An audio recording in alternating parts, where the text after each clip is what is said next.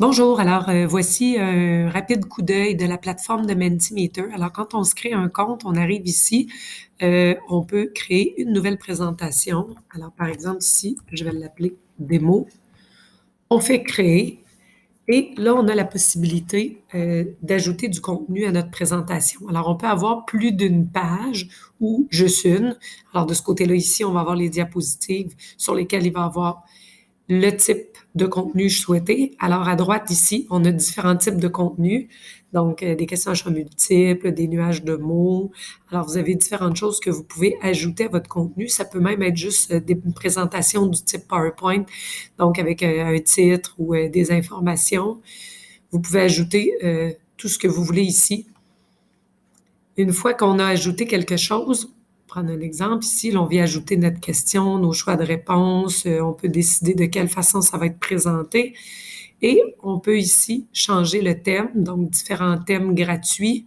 Quand il est écrit pro comme ça, c'est parce que c'est la version payante.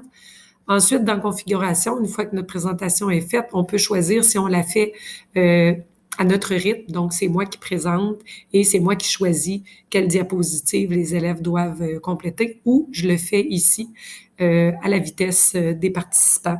Donc, si je choisis ici, ils peuvent se déplacer eux-mêmes s'il y a plusieurs pages, là, d'une page à l'autre.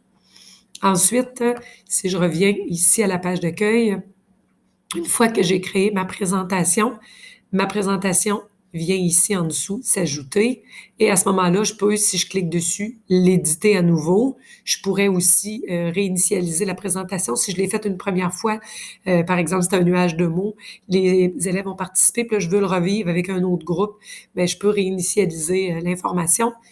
Et si je voulais la garder, l'information, je peux aussi exporter les résultats. Donc, si par exemple, je le fais vivre avec un premier groupe, là, je parle d'un exemple de nuage de mots, mais peu importe ce que c'est, je viens exporter mes réponses, je les garde en mémoire. Après ça, je réinitialise la présentation et je le refais avec un autre groupe.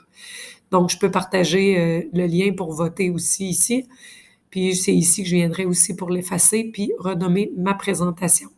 Donc, si les élèves, s'il y a une question, mettons que je fais une présentation avec plusieurs pages, donc, par exemple, si je la mettrais en mode autonome. Donc, les élèves arriveraient avec leur présentation, ils vont sur le site de menti.com ou sur l'application, ils entrent le code et tout de suite, ça part, la présentation. Donc, ils voient la page d'accueil et ils peuvent se déplacer comme ça, puis répondre à chacune des questions à leur rythme.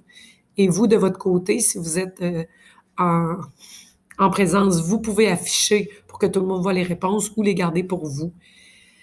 Donc, voici, ça fait le tour de Mentimeter.